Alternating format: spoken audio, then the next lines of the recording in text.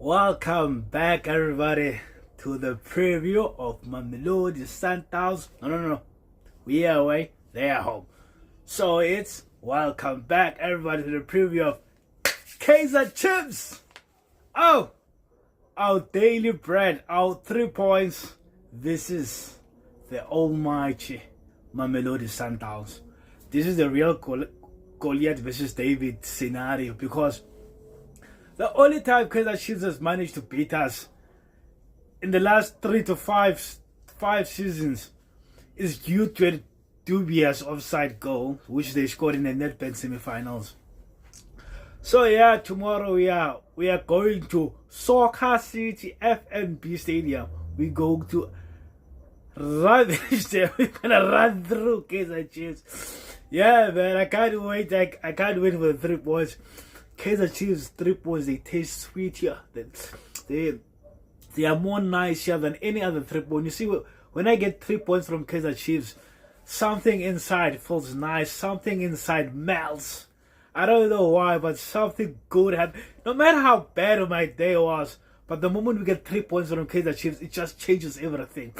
Kaizer Chiefs owes us. It owes us something. It knows what it owes us. It owes us a trophy. And they got to do that to us again. But the Rothman Cup will always be the salt in the wound. No matter how many times they have managed to cheat us, because they are cheaters. Kaizer Chiefs have always been cheaters. You know, a club which is supported by referees, by officials, they always find a way. Roland once said they are that club where you feel like they are supported by God. It's not because they're supported by God, it's because everyone supports them. Now, if everyone supports them, you must be assured that even officials, some of them will support Kaizer Chiefs, and they have a good PR. So, if they cheat you, you're never going to hear about it. No media or media house is going to write about it, because it's Kaizer Chiefs. So, when we pick up 3 points against them, I feel like, ugh, beautiful. Yeah, guys. So, but before we go on that, we will look at some of the things which made headlines from the minute I posted my video yesterday to now. Nothing much. But the biggest of them all, obviously, will be that Mamelodi Sundowns. Yeah, this was, I think, from Itiski Times, but ever since what happened with the PSL. But more on that later. Yeah, but like, let's read this thing from Itiski Time. Apparently, we have hired a new analyst. If you don't know what an analyst is, it's those people which analyze the game. Some of them, they analyze it like live. I don't know why we need coaches anymore. Some of them, they analyze it live. Some of them analyze it before the game takes place. So let's read. This is from Itiski Times. Official Mamelodi Sundowns have appointed Gonzalo Barbosa as new analyst, who joins the club from Europe, having previously worked in Portugal with Victoria Club and Braga FC. Yeah, so he comes from Braga FC. Braga is a big club in Portugal. They're up there with FC Porto and Sporting Lisbon. So if he's been working for Braga, I'm sure that he knows his stuff, and but I'm quite sure I know who exactly vouched for him. It has to be Cardoso, because Cardoso is from Portugal. So if he gets fired, he's going with him. This is the guy who's going to save Cardoso's job. And I hope it does, because look, I have no personal vendetta against Cardoso. My only problem with Cardoso is the way he picks the starting 11. I don't know how he picks them, but we'll speak about that later. So this new guy, is an analyst. Apparently, has also worked with club. Victoria Club. I don't know them. I only know Braga, and he's going to be analyzing games for us. If you watch Orlando Pirates last season with this guy, Jose Vieira, he had one of the best football analysts, who used to analyze games live. I remember when they went to go play Al Ahly, the Al Ahly fans were like, this guy is one of the best analysts. I don't know what's going on at the moment. It seems like there's board meeting after board meeting. Whenever it's a draw or loss, there's a board meeting. Those guys, they want to fire Rivera even before he starts. But well, this guy, Casado Paposa, I hope I'm not butchering the guy's name. I think I am. But as time goes up, we'll learn how to pronounce his name. Look, I'm not Portuguese, so I think I'm forgiven for butchering his name because it's the first time I'm actually hearing about this guy. Yeah, so he's going to be, our analyst is going to be analyzing games. I hope he brings us the Champions League. I hope he gets to analyze games better. I hope if he was there when we played Paris, he would have analyzed the game better than Kaizer, our coach. Yeah, so yeah, it's that. And welcome to the club, guy. Welcome to the club. I hope you do well, and I hope you stay long, and I hope we get to see your job from the word go, my man. Yeah, and secondly, I feel like I should have started with this one. I don't know whether to start. I don't know whether I'm happy or not happy, but it's about Kuliso Sailor Mutau. He has been spotted at Chlorocop training ground today by talking about fans now, by journalists. Obviously, journalists were there because there has to be a press conference because it's the day before we play Kaizer Chiefs. So the guy was at Chlorocop. I'm not sure if the guy is going to play. Some are saying it might be that his issues at Mamelodi Sundowns have been sorted. That could be true. But I have a feeling, if you remember what happened with Saleng with Orlando Pirates. Orlando Pirates does this every time before they play a game. They will upload a clip on their Twitter account. Like when the players were preparing for the game in hand. The game that they're going to be playing. And you will always see Saleng in those clips. You will always see Saleng in those clips. What if it's a similar situation where Muta was just called and forced to appear, but he would have appeared most on those previous days which we had games. So it could be that he is back. It could be that his issues have been resolved or not resolved. He just realized, look, if I'm not gonna show up in Mamelodi Sundowns, I might end up playing for Orbit College, just like Saleng's situation. And whoever is advising the boy, I hope he give him a good advice. Because these agents, sometimes they're crooks. Crooks. They'll do anything for a quick buck. Yeah, so hopefully it has been sorted and Muta, we will see him sooner than later. But obviously we cannot see him against Kaizer Chiefs. It will be very naive of Kaizer to believe that he is fit enough to play against Kaizer Chiefs. And even if he was fit enough, it will be an insult and a spit to Tunyelo's because look, he's been there, he's been playing all this time. Do I believe Muta is going to be toxic, is going to cause havoc in the changing room, is going to be toxic? I don't believe so. Because his issue was not with Kaizer. Let's get things right. It was not with Kaizer. His issue was with the sporting director and the chairman. That was the issue. It was with those guys. He believed those guys were not paying him enough with what he's due for. So, I don't think it's going to cause any issues in the dressing room. And I think the guy, some of his friends, Omukwena, the likes of Ronan Williams, you know who his friends are. I'm sure even Motiba is in that clique, and the likes of, talking about clique, I wanted to mean he's in that crew. And even the likes of Kekan, I'm sure that they are all friends, and they can't wait to see the guy back at the club. Yeah, so, and I think even Shalulile will be part of that group. So I'm quite sure they are all happy for him, and he won't cause any toxicity. And Kaizer also has no beef with Muta. It's not the same issue as who's this guy Mangoba who was disciplining them, which I have no beef with. Mangoba is actually doing the right thing. Look, there should never be a time where a player feels he's bigger than the club.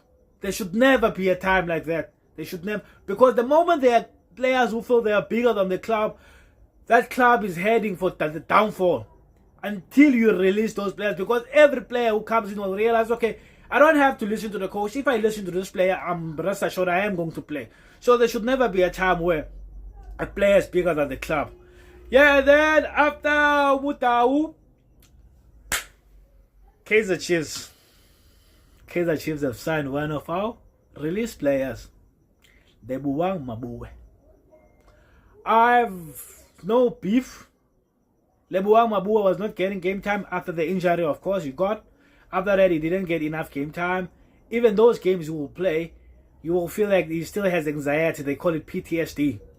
You will feel like he's playing with cautiousness, with the fear that he might be tackled. Yeah, he might be tackled, or again get injured again. So he always played he was always cautious when it came to anything regarding, I can't even speak English now, always regarding playing football. So I hope at Kaizer Chiefs there's a new start, and I hope they have a psychologist which will help him. But I do think at Mamelodi Sundowns we also have a psychologist. I don't know. Maybe at Kaizer Chiefs they will help him with the psychology. Maybe that psychologist can get through his head and show him that look, it happened. It happens to all players, and you can get back, and it might never happen to you again. So, yeah, I can't wait to see Maboe playing at Kaizer Chiefs. But what's with Kaizer Chiefs and always taking our rejects? The likes of Sereno, the likes of Lebuwa, Maboe. Who else can I think of?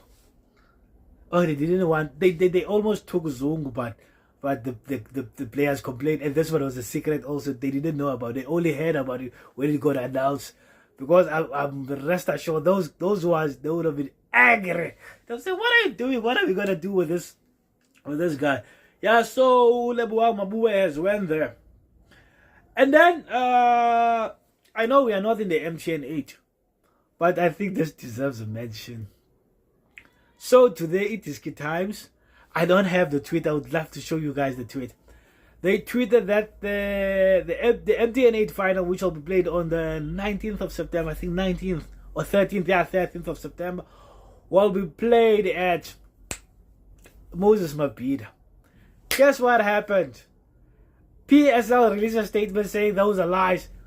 Here's my thing. How many years has it been constantly going to Moses Mabhida?